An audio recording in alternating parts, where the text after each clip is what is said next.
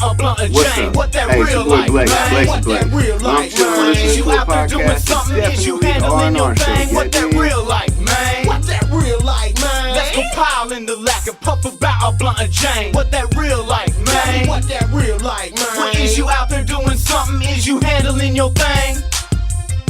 What's up? Hey, it's your boy Blasa Blace. When I'm chilling listening to a podcast, it's definitely the R&R show. Yeah, dig?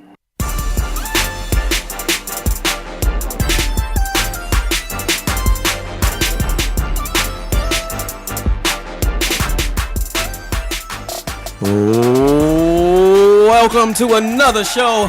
I'm your host, D-Ray Hustle. With me always and always, my boy Ant-Man. What's up, what's up? And always is Mackenzie. Oh, what's up? What's cracking, girl? You like it when I'm sitting next to you? So how was your week? Mine? Yes. Oh, it was fantastic. Well, I Got usually shit done. I usually always ask was Ant nice. that, but since there's a woman in our presence, I have to ask the woman first. It was And- so nice of you. Yeah. Such a gentleman. So how was your week? So sweet. Ant? I was good, man. I love the weather. That's It what's was up. great. We also Got a lot want. accomplished. Oh, did you? Yeah. That's what's up. Yeah. We also want to welcome someone else in the studio, a good friend of mine, What do you a great MC, a super producer, a great performer, engineer, Yeah. extraordinary entrepreneur, and a player. Of course. Give it up for my boy, Blace. Hey, what's happening? Blace, up, boy? a.k.a. Blasa Blace in the building. Blace up, Blace. No city. Or no city. Bye. How you been? I've been good, man. Just staying busy, working on music. Got a new album coming up. What? What's the name of the album? Musical Drugs. That's dropping on 420. 420. Yeah. How convenient. Yeah. Well, I thought, it just happened. It occurred to me as I named it, and then I was like, 420. There's no other date. And then also going to Denver. Sound like a album release party. I'm saying. Hey, that sounds like something that might be right up Ant's alley. Oh, yeah? Yeah. He Okay. likes to smoke a cigar and celebrate. Hey, man, you're right in there. Faux show. Oh, yeah.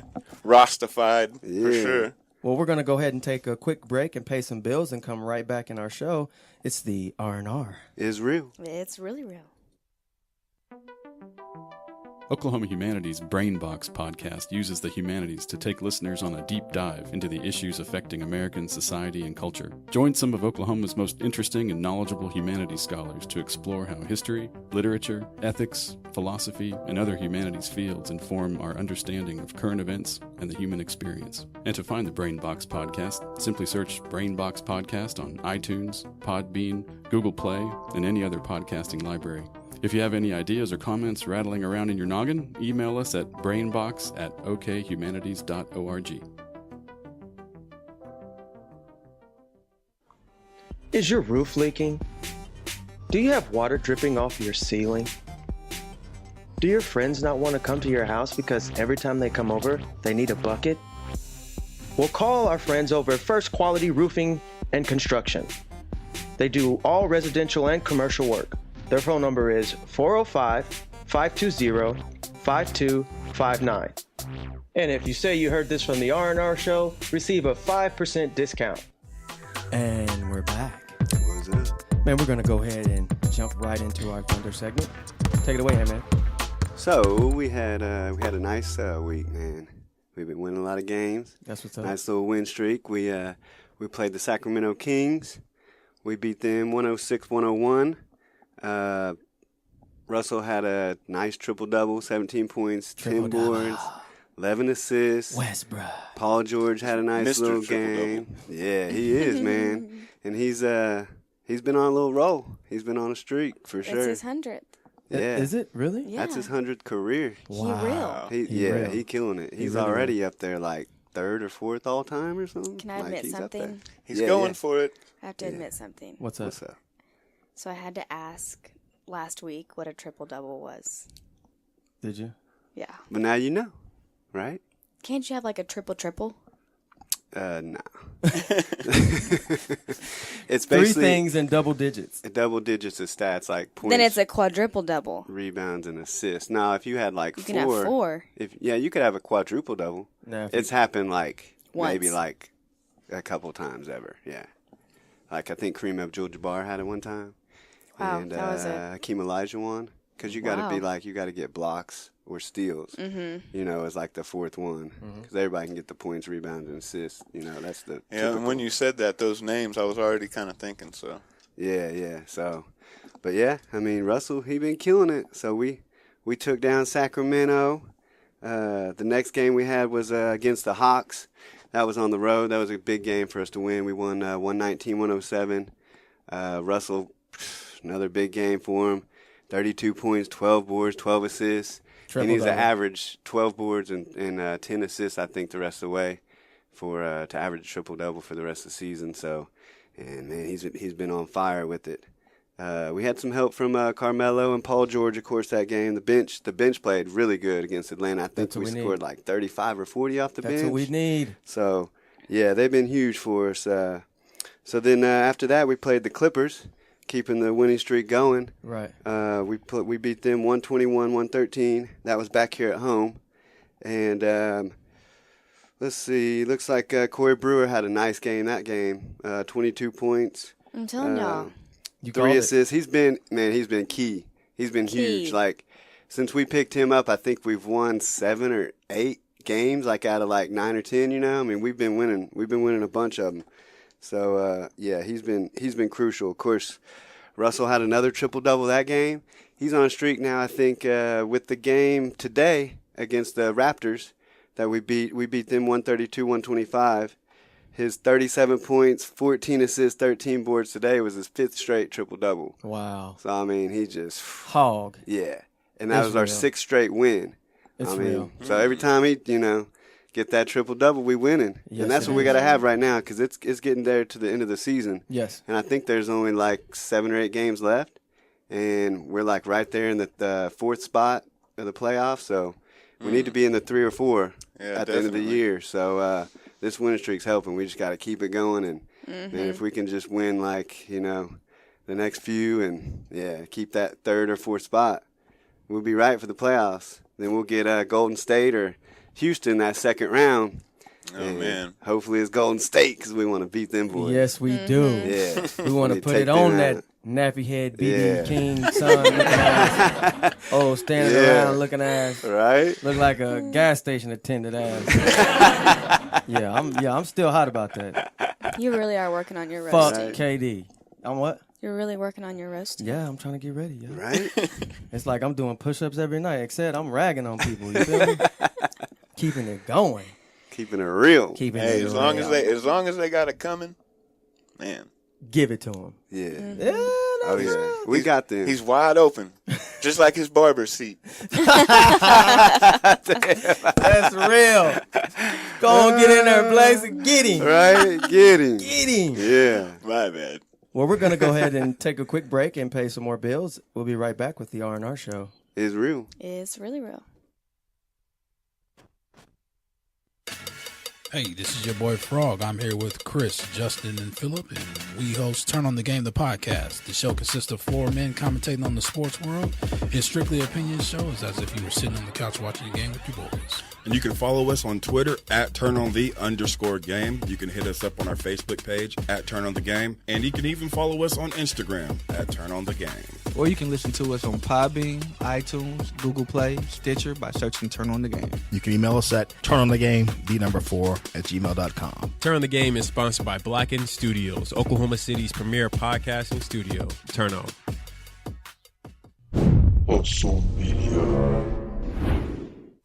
For all your marketing, SEO, advertising, music production, and video needs, call our friends at Hustle Media. Their phone numbers are 405-923-1395. And if you say you heard this from the R&R show, you'll receive a 15% discount. And we're back.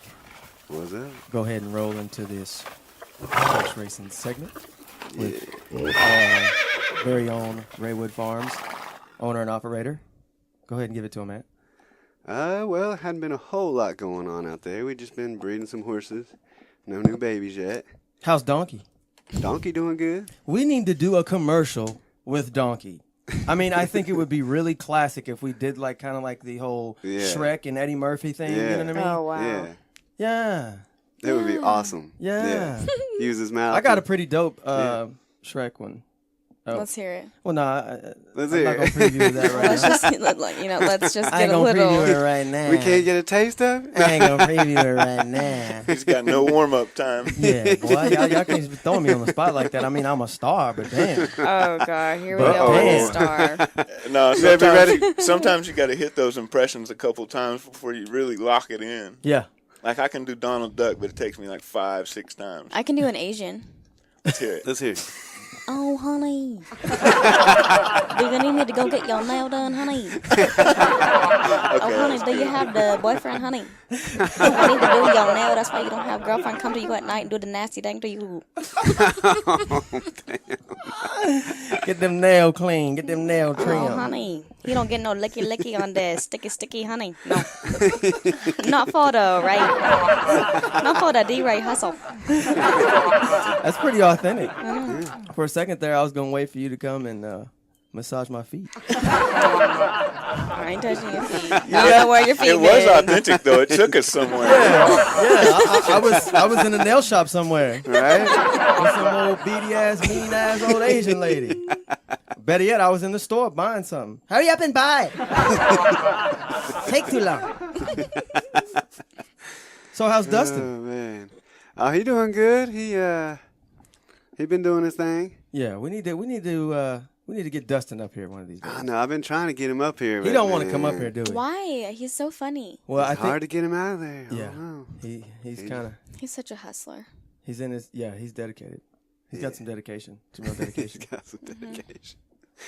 Yeah. Well, let's go ahead and roll into our interview. Got Blasa Blace in the building. Blasa Blace. Yeah. Where'd you get that hey. name? It found me. It found me.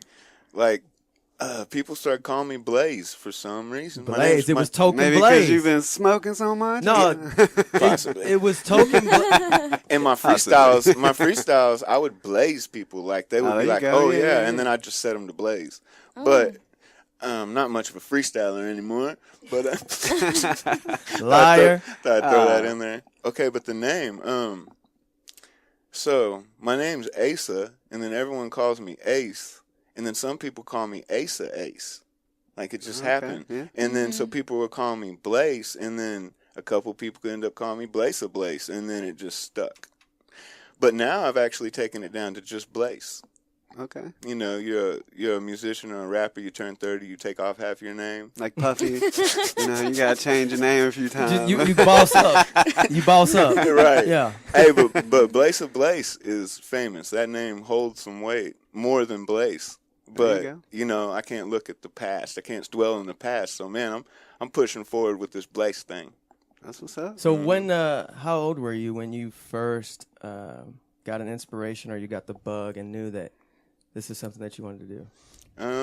As far as hip-hop or? Just music in general. Well, you know, my dad was a musician. Yep. He did a lot of blues and all kinds of music and played a lot of instruments. He was a drummer by trade. But musical instruments were always around the house. Everything. Everything. A piano, a guitar, a bass. Congos. Bongos, you know, we got it. So tambourine. it was never forced on me, but it was always there. So music was the backdrop for everything. I skateboarded, I rode BMX, I did this, but the whole time, maybe not, I wasn't as interested in the music, but it was backlighting the whole time. Right. Then I started freestyling, you know, blazing, you know, taking in some of the herbs, and I didn't even know what it was called, freestyling. Yeah. I actually You just was doing it. Yeah. Yeah. I ran into someone, he rapped, and he told me his name was Mario. I don't know where he is today, but he was like, man, that's freestyling. He said, you got a voice for it. And after that, people started calling me and telling me to show up and blaze this cat. Yeah. They say, this cat think he can rap. Show up and blaze him. So I go blaze him. And then I thought, I need to put this on record and sell it. That's when you start taking it serious, huh? Yeah. Everyone was saying, you know, you need to put out a tape or whatever. And at first I was just getting instrumentals and just, man, I do the same instrumental 20 times probably. And everyone would have like a individual copy. Different, you know? Yeah. But, man, since then, it just kind of took me out of trouble, and that's like my music is like that's how I express myself. That's my safe haven. That's my sanctuary. So it's not nothing I'll quit doing. Sometimes I get less public because I'm kind of introverted, but I do extroverted things very good. But I need a lot of alone time, just myself. That's just me. So sometimes, being that I manage myself, kind of a one-man show, it's hard not to be sometimey. Yeah. But with the music, I'm constantly doing it, whether I'm out here showing my face or not. That's what's up. Hell yeah. Speaking of showing your face, when did you actually decide to actually show your face? I remember you dropped some albums, and they were just like, you never really wanted to have your face or anything. See, he's bringing it back. That's cool. No, he's right. At first, I was not digging the exposure or tying it to myself, or I didn't really want to put my face on it or anything like that. But I don't know, I guess I just had to face the facts sooner or later, you know, that it's, hey, this is what I'm doing, and, you know, your face is a part of it, so, yeah, bam. Yeah. So we're going to go ahead and fast forward a little bit. You said you started, what was some of the first piece of equipment that you acquired to record? Oh, man. I'll tell you, the first piece of equipment to record was a karaoke machine. Oh, okay. And it was going down. I mean, it was going down. I even had reputable artists, like, you know, local artists and stuff, messing with me. But, you know, and then I had to borrow someone's 4-track. And my girlfriend at the time, I had a girl at the time, she was going to put me in the studio, you know, spend a couple $100 because she's like, you got to record a professional track and this and that. Well, somehow I thought up, well, why don't you just put money on a machine, you know? Yeah. And gosh, she must have not even eaten for like 2 months. I'm serious. Bless her heart. And she probably hated herself for getting that for me, because when she got it, that's where I was. Like, she's like, can I get some? Nope. Studio. But bless her heart, she got me my first machine, and I haven't been able to go without a recording. Shout out. Yeah. Yeah, I haven't been able to go without a studio since. So speaking of the studio, what would you have equipped? What's your studio pack? Everyone wants to know what I'm working with. What's your studio pack? What's in your bag when you're getting in the lab? What do you need to get you in your mode? Those are top secret questions. You know, I kind of use a variety of things right now when it comes to my production, especially. I got a Roland Phantom, which I love Roland sounds, and I do a lot of my keys with the Roland. But gosh, I don't even know if I should put this out there. It's just top secret. I started messing with the machine, and I actually downloaded an app on the iPad.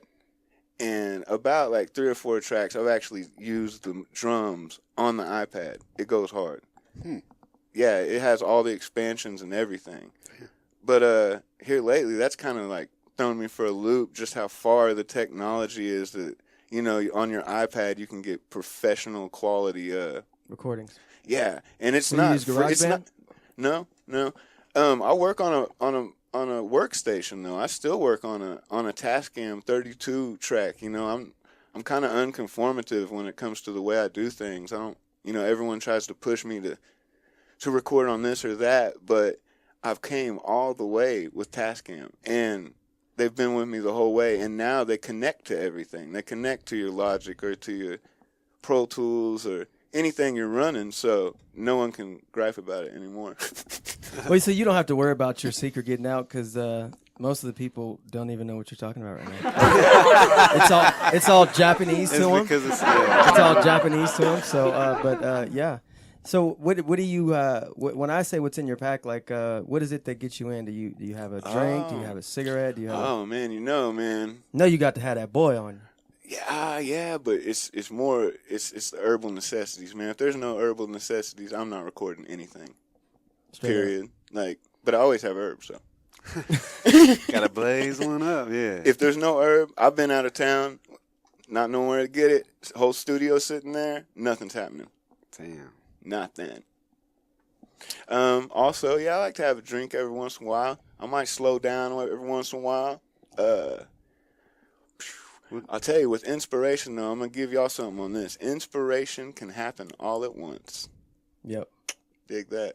Yeah, because inspiration is what gives you the fuel to do any of this. And without inspiration in music, it's just going to be some lame, plain stuff. And with me, I won't work when I'm ill-inspired. Like, I'll tinker around, but until I figure out that lane that I'm wanting to really shoot for, like, once I figure out that lane, I'm working. But until then, I don't know what I'm doing. I'm just looking. And that's real. Yeah, I'm just looking for my new angle to shoot at. Well, that's what's up. Well, we're going to take a quick break and be right back with the R&R show. It's real. It's really real.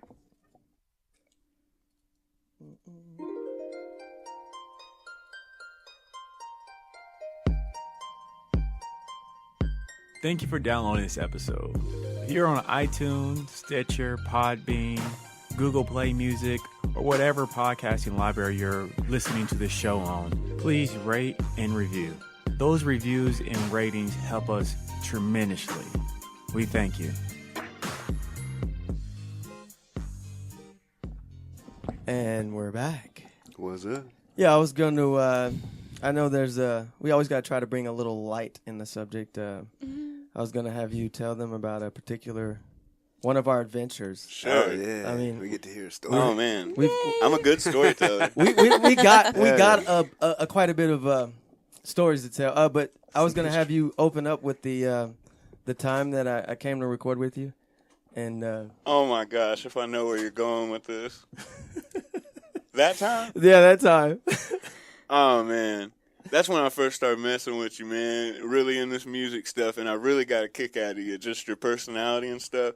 And you were, like, free-willing, man. Everything you was doing, you were just living for today. And we were in the studio, and I had, like, a whole script of, this is what you're talking about, right? Mm-hmm. Yeah. I had a whole script of Demerol, and the couple of times he'd been over before, I'd given him a couple of Demerols, and he was fine. But this time, I just thought I'd see. I wasn't trying to hurt anybody or anything, but we don't always do the smartest things. So I'd given him probably like 3 or 4, maybe 5 Demerols over the course of some hours, and these things pack a punch. And I'm recording them, and I'm like, why doesn't it sound right? It's just like it's muffled. I'm like, man, this stuff's getting to him. Well, I stand up to look in the booth, and he's actually on the floor with the microphone. Just slumped up. We pretty much called it quits on that session. Well, it was funny because the last show we talked about Future. Yeah. And I said he sounds like he was on the ground. That's rapping. where you got it That's from. That's where I got it from. So. Hey, man, true story. That's great. Yeah, oh, I learned to not be so reckless, and I learned to care for you as a person and a friend, so I wouldn't do that to you anymore. Hey, you know what? You couldn't do nothing to me that I didn't want to do to myself. So. Oh yeah, you were definitely. You couldn't. No. You were in for it. Yeah, you were like, yeah, bring it on. Mm-hmm. Was you sounding all high pitched too? No, I was probably How like. does it go again? Yeah, it was something like that. It went from sounding okay to that, and I'm like. Like, hell what the happened? hell? Like, and I get in there, and he had actually like taken the microphone off of what it was on. And he's like laying down with it. Like, had my raps out here. I was in it. Yeah, oh, good man. times, man. Yeah, man. I remember we were getting ready for a performance. I had as a promoter from Vegas. She had put this show on, and it was like super last minute. Like, okay, I think she called me at Wednesday and was like, "We're doing it Friday night." Uh-huh. And I was like, all right. She's like, I want y'all to come perform. So I called Blaze. I was like, hey, man, we got a performance to do. And he was like, what? I said, man, they're going to have a bunch of people out there. He was like, man, I don't know, man. I was like, yeah, man, we're just going to go out there. We're going to have some fun. We're going to record. We're going to go out there. We're going to put on a show. Yeah. So I finally get him out there, and we sitting warmed up, getting ready to go in. This is when he had to talk me into things too. Oh, yeah. I'm sitting there. We're sitting in the car, and the girl, I told her, I was like, we're not performing unless you got a sound system. You got to have that thing jumping. We need at least like 50, 60 people in there. Like, we is not going on if this shit ain't right. Right. So we pull up, and, man, I went inside, man. This motherfucker was crazy. But what was we rolling in, though? What did we jump out of? We pulled up in that what was in a Lexus big body joint with the TVs in it. Brand new joint. Man, 20 slam. This is right when 20s, everybody was talking about having 20s. Hey, man. people was not rolling like this then. Fuck no. And she comes and gives us the wireless mics. So I requested wireless mics. So I'm inside the car and I'm getting warmed up, and he's like, man, I said, man, we finna go out here, we finna kill this shit. I had to hype. I'm like, these people waiting on us, man. They in there screaming our name right now. And he's like, they are. I'm like, yeah, man, they waiting on us. Hey, he ain't lying. So I get the mic and I'm like, are y'all ready for us to get on stage? We're still outside. We still in the car. Yeah. I get out the car and I'm like heading, rapping, telling everybody, yeah, y'all ready to get up? And I look back. And he's still in the car. Oh, shit. So I had to go back, grab him. Come on, man. He's still hitting the blunt, passing the blunt. He Come on, man. We come inside. We came through the side door, and, man, we had that thing jumping, man. And that's the true essence of being a performer. Hey, man, not to interrupt you, there was only probably 50, 60 people, but, there was no walking room. This party was the livest shit I've ever seen. Where was it at? Man. It was Like at we had the walls like at one point I was rapping next to him and I looked at the ground and people were jumping so hard it looked like the ground was gonna cave in. Yes. And we're just going off rapping and stuff, and there's like 2 or 3 of them that knew the song, so they're rapping the song with us. Man, the energy was so right. It was like, man. You remember the song we performed to? Oklahoma, Maine, fresh candy paint, old schools on dust with that thick chrome flake, ain't a thing. We shut that thing down. In the game. Like, that should have been on. No one had, like, their phones with the cameras. No, there was no phones. What year was that? Like, oh, shit, man. That was like 04? Yeah, it was 04. Yeah. It was right before we linked up with Crew Records. Uh-huh. Yeah. That was, right. That was one of those moments, man. We actually got pulled over when we were just about to perform, and we were scared. But I ended up giving him a CD. I'm like, hey, man, take, to the cop. I'm like, take the CD. We're about to go perform, and BS'd him, and he dug it. You know what I'm saying? Damn. Well, guess what? We gave him the show CD. Oh, shit. No. We had to go track him down and get the CD back. No way. That's crazy. That's awesome. Yeah. We had some times, yo. Oh, man. What about the time we were at the that super country kegger we were at? Oh man, we went to some of them. Hold on, let me think of. It was this keg party was. They had. It was just. I'm gonna tell you how fucked up it was. They had 6 Point Rolling Rock. They had 2 kegs. Oh yeah. We smashed the first keg. We floated the first keg in the first hour of the party. So right there is a recipe for complete everyone's. disaster. I know what you're talking about. Hey, there was a full moon that night. Oh my god. There was a full moon that night, and at one point we watched a dude that was kind of like a little G does. Somebody picked him up. Hey, he's doing things today too. Hulk Hogan style, and body slammed him into a table. Yeah, broke glass the table. Broke it. Dang. And now mind you now, this is a family's home where they've eaten dinner at this table for years. And to see this table broken and him on the bottom of it, man, it was crazy. All hell broke loose. Girls started fighting. It was crazy. Girls were getting punched. It was the biggest fight. It lasted about 30 minutes, and there was about 25 people in it. It was crazy. Insane. Yeah, it was a serious brawl. The cats that were the other party that came to the party. They left the dojo and came over there. Yeah, they're cool cats. I know them. Actually, one's rest in peace now, but nothing against them, but they just love to fight. We weren't friends then, but that's all they did. You know, there's 3 or 4 brothers, and they like to get beat up. So we beat them up. So we beat them. Sure did. I was handing out some shit on their ass, man. It was real, man. That was some real shit. Some real shit. Good times. Good times, yeah. At the time, you know, it was like certain people disappeared too. Certain people that were supposed to be there helping, like they were like hiding under picnic tables. Oh man. Well, you know, and that's a true saying. You know, you find out who your real friends are when the shit pop off. Yeah. I remember somebody. We'll leave it nameless, but I'd already fought about 4 or 5 people, and I'm on my way to the next fight, and he jumps in front of me and says, Blaze, we gotta get these. We gotta get him. I said, get the fuck out of my way. You hear me? I done been in 5 fights. I never saw him again. He said we gotta get him, and he was out. Hey, that motherfucker was looking for me. I'm lurking. Oh, dude, I saw Toke, D-Ray Hustle doing some stuff, man, because I was real in it. I was real like front line center in it. He and my brother Eli, were both using the same strategy. These cats were standing by trees, like drinking coffee, and then they would just attack. They would be like totally like just a part of the scenery, and then just bam when they'd see where they were needed. Cold, calculated. Calculated. Sound like they did a lot of damage, but they weren't the front. You know, the spectacle, I guess I should say, of the fight. Yeah. They were just making sure I didn't get hurt too bad. Walked around a couple times, knocked a couple people out. Choked a couple people out. Choked like 3 or 4 people out. At the yeah. I seen you Hound snake that one big dude. Watch out. Oh, he was finessing it. It was a way of finesse, man. He jumped up on this one big cat. And he actually broke my nose, so I had to jump on that dude for a while. This is enough of the tough guys stories. We're really not tough guys. Really nice guys, actually. Right. Yeah. But man, when you come from Oklahoma, man, we just, you know, growing up, man, it gets rough. It does. It's rough. It does. People like to drink and like to fight. People like to test your skills. But yeah, I remember fast forwarding it to some shows we used to do. Remember we took over the Samurai. Oh man, we took that thing over, man, and we started hosting hip hop nights there.